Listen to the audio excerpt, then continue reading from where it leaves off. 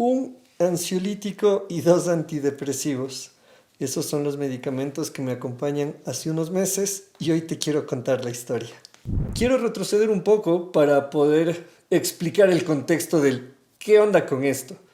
Primero, tengo 33 años y desde que me acuerdo, siempre fui ese niño que estaba hablando todo el tiempo, de adolescente y de joven lo mismo, el que estaba subido en los árboles, el que en la iglesia prendía fuego, me encantaba prender fuego, tratados, quemé un evangelio de Juan, todo lo que había para aprender lo disfrutaba, no porque sea piromaníaco, pero siempre el fuego me ha resultado fascinante.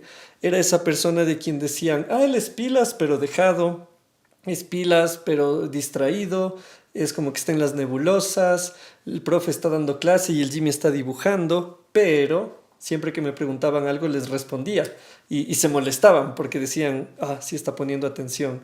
Y era la típica. En la escuela fui un muy buen estudiante, entendiendo eso como que primero tenía buenas notas, que es lo que se espera, digamos, en el sistema educativo que tenemos en Latinoamérica. Lo segundo es que aprendía, era muy bueno receptando ideas, sintetizando ideas, explicando a otros. Me destacaba siempre porque trataba de dirigir, trataba de acompañar, trataba de ayudar, pero frecuentemente se veía en mí la hiperactividad, se veía también en mí este déficit de atención cuando estás distraído por ahí y un par de veces también la impulsividad.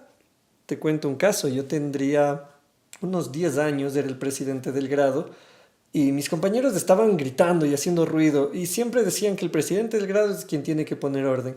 Entonces yo pasé adelante y les decía que se sienten, que no griten, que hagan silencio, pero nadie me paraba bola. Niños de 10 años, ¿cómo un niño de 10 años le va a hacer caso a otro niño de 10 años? Entonces, ahora que lo pienso, no dices, no tiene sentido.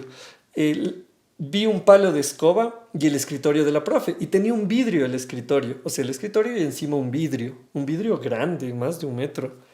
Y me empecé a molestar de que no se callen. Tomé el palo de la escoba y golpeé, pero así como me ves, tan golpeé el escritorio.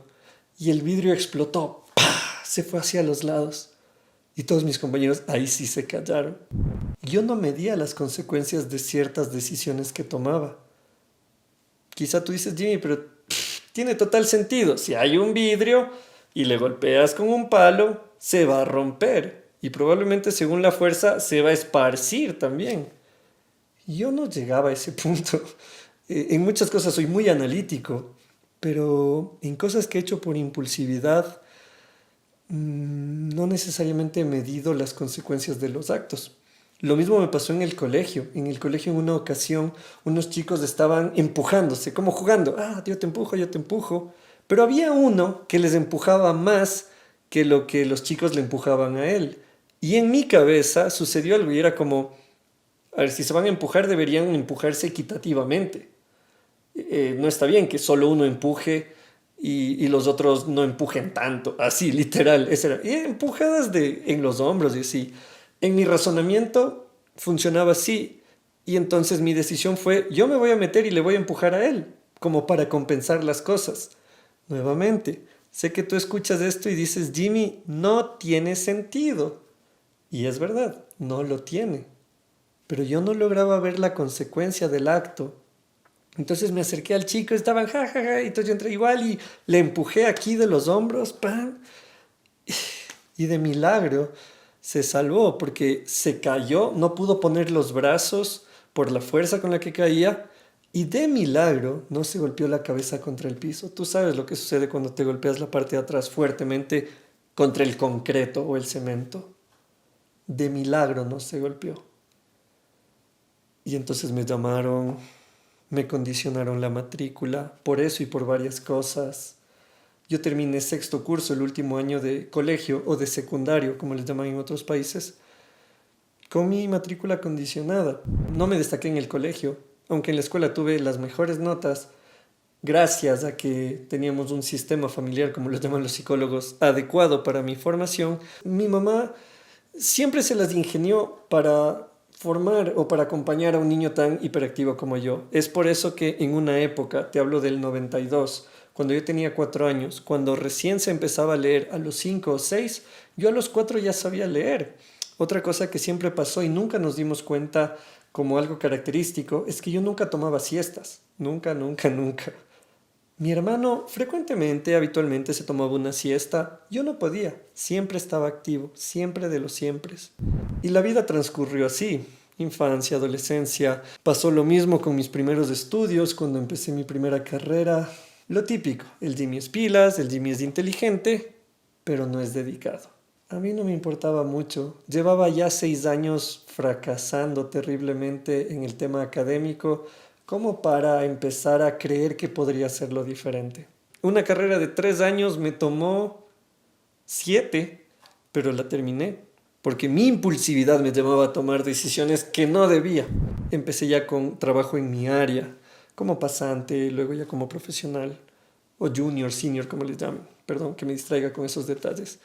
Eh, y en el trabajo era lo mismo. El Jimmy tiene full ideas, el Jimmy es full creativo, el Jimmy tiene tanto para dar, pero no cumple los horarios, el Jimmy no trabaja en equipo. Y yo pensaba que era, no, es que soy sanguíneo. Y la típica es que los sanguíneos son entusiastas y tienen liderazgo, pero les cuesta terminar una tarea. Entonces me escudé en eso durante muchos años. Me pasó que una vez llegué a la universidad, yo tenía clases en la noche, y llegué corriendo y no había nadie en mi aula. No había nadie en el aula de al lado. Entonces dije, quizá fueron al Coliseo, algún anuncio. Le pregunté al señor guardia, ¿qué pasó? ¿Qué onda? Y me dijo, joven, ya están en vacaciones. Y ese día me enteré que había terminado ya el semestre. Mi vida ha sido esa historia repetida una y otra vez. El Jimmy quiere, el Jimmy sueña, el Jimmy piensa, el Jimmy proyecta, pero no lo hace, no ejecuta, no cumple. Muchas veces me pasó estar frente al computador sabiendo que tengo que hacer algo, pero sin la fuerza mínima para hacerlo. Algunos me entenderán, otros dirán, es que le falta proactividad. No era eso. Fueron momentos muy frustrantes durante la pandemia y fue cuando me decidí a ir al psicólogo. Y por ahí va el tema del ansiolítico y los 2 antidepresivos. Tanto el psicólogo como el neurólogo, viendo toda esta situación que les comentaba, la historia de mi vida, mi infancia, mi adolescencia, mi vida adulta, mi vida estudiantil en sus diferentes etapas, coincidieron en que el Jimmy tiene un diagnóstico de trastorno de déficit de atención e hiperactividad con rasgos obsesivos y también ansiedad. Y para mí fue interesante, no fue doloroso ni nada. Había leído del TDAH y siempre pensaba, yo me parezco a ellos, pero no soy así. Algo así, pero no soy así. Es un tema, te lo cuento brevemente y no quiero reemplazar a la opinión profesional, pero brevemente el TDAH, como dice el nombre, trastorno de déficit de atención e hiperactividad, y le pones ahí e impulsividad, es un trastorno que se da por una situación en la corteza frontal o prefrontal. Tienen nombres que aún no me aprendo bien. Y la cosa es que hay hormonas y hay partes del cerebro en la parte frontal que cuando están desarrolladas adecuadamente te llevan a, hay que hacer esto, lo hago, y lo haces. Las personas con TDAH podemos quedarnos estancados en hay que hacer, sin duda hay que hacerlo, y no hacerlo. La impulsividad, como te mencionaba, ciertos casos me llevó a tomar decisiones que me hicieron daño, que hicieron daño a otros, que me pusieron en riesgo físicamente, que pusieron en riesgo mis emociones, las emociones de otros. Y en medio de todo ese proceso tuve que ir entendiendo varias cosas. Y por eso es que te cuento todo esto, para llegar a este punto. Número 1, la historia de mi vida es como es. Yo no miro hacia atrás y pienso, ay, si hubiera hecho, ay, si no hubiera, nada. Yo estoy feliz como soy. Es frustrante a ratos, sí. Te preguntas cómo sería tu vida si no vivieras con esto, pero no cambiaría nada de mi historia, porque eso es lo que me permite hoy conversar contigo aquí. Número 2, la salud mental es importante. Estamos en una época en la que condiciones como el TDAH tienen tanto, pero tanto bagaje académico y científico. Es una de las condiciones más estudiadas. Y aún así la gente me ha dicho, te falta orar, te falta confianza en Dios, te falta actitud. No dejes que otros hagan de menos lo que tú sabes que estás viviendo. Cualquier cantidad de amigos con depresión, con ansiedad, que no han ido al psicólogo porque creen que lo que viven es falta de fe o por no conectarse a las reuniones de Zoom de la iglesia.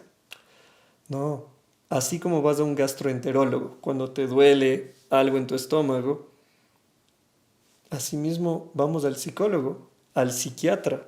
Y ser psiquiatra, ser psicólogo, ser neurólogo, no es sinónimo de ser enemigo de Dios o enemigo de la fe. Eso te lo voy a decir después. Ahora quiero ir al punto número 3. Hay condiciones en nuestra vida que se dan por cambios químicos dentro de nosotros. En mi caso, después de las evaluaciones, entendí que, por ejemplo, mi tendencia a la depresión no es porque odie vivir, es porque al no haber un balance entre las hormonas que te mencionaba y que no se recepten adecuadamente y etcétera, neurotransmisores, todo eso, hay una tendencia hacia la depresión. Que si hay ese desbalance, si hay un déficit, tratas de compensarlo y por eso es que las personas con TDAH nos ponemos en riesgo para tratar de sentirnos bien. Un shot es así como un shot de adrenalina, eso necesito y me voy a sentir bien, de serotonina, oh sí. Y por eso hay tendencia a las adicciones en las personas con TDAH. No todo es porque pecaste, no todo es porque no vas a la iglesia. De hecho, no sé si hay enfermedades por no ir a la iglesia. No tengo idea. Lo que sí sé es que hay cosas que pasan dentro nuestro y lo emocional está conectado con lo hormonal. Así que si esto no está balanceado, esto no va a estar balanceado. Y no hay ningún delito ni ninguna vergüenza en decir, como decía mi amiga Mónica Ortiz, una médico sexóloga ecuatoriana increíble, ella decía, no hay nada de malo en poder tomar en un medicamento los neurotransmisores que te están haciendo falta. No sé si se toman neurotransmisores o si se fortalecen, pero ella publicó alguna vez algo así y decía, es verdad. Eso es algo que tenemos que entender. Y el último punto que te quiero decir es que si tú estás viviendo alguna situación que tiene que ver con tu salud mental, es la palabra adecuada, con tus emociones, con la parte psicológica, que es parte nuestra, Dios está contigo. Dios no es alguien que, estás con depresión, ya regreso. No, para nada. Dios está con nosotros, alguna vez dije, ¿no? Él está conmigo en el verano y en el invierno. Es un Dios que acompaña a la gente que está en un cuadro de depresión, que tiene un trastorno depresivo, con la gente que tiene un trastorno bipolar, un trastorno negativista desafiante, a la gente que lucha con, no sé, una mezcla de todas. Él está con todos nosotros. La Biblia está llena de casos de personas que se ve que emocionalmente estaban mal. Dios está contigo, no te ha abandonado, no te ha dejado. Y dentro del proceso, Él utiliza todo lo que haya que utilizar.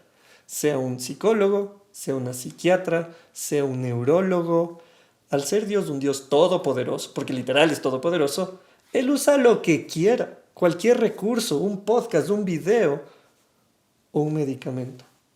Diariamente yo tomo un ansiolítico que me ayuda a bajar las revoluciones y me permite descansar.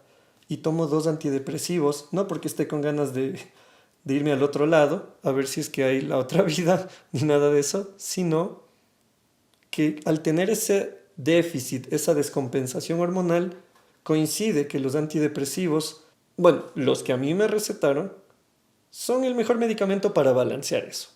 No te voy a decir las marcas porque eso debe partir de una evaluación profesional bien hecha. Entonces, en mi caso, tomo estos medicamentos. La psiquiatra que tengo es increíble.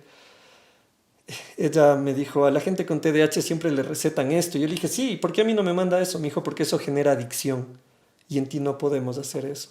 No quiero que desarrolles ninguna dependencia. Vamos a usar esto durante unos meses y luego necesitas hacer psicoterapia para seguir avanzando. Y no puedo decir nada más que gracias a Dios, porque ha puesto profesionales increíbles en mi camino. Dios utiliza cualquier recurso que tenemos. Esta historia te quería contar hoy, es muy personal, es la primera vez que lo hablo así hacia ti y hacia el público, porque en YouTube te expones a que cualquier cantidad de gente te vea y te critique o esté de acuerdo o no. No me importa. Yo sé lo que vivo, sé el proceso en el que estoy y veo cómo Dios va trabajando en mí. Así que si tu salud mental requiere acompañamiento, no lo dudes. Busca ayuda, Dios está contigo.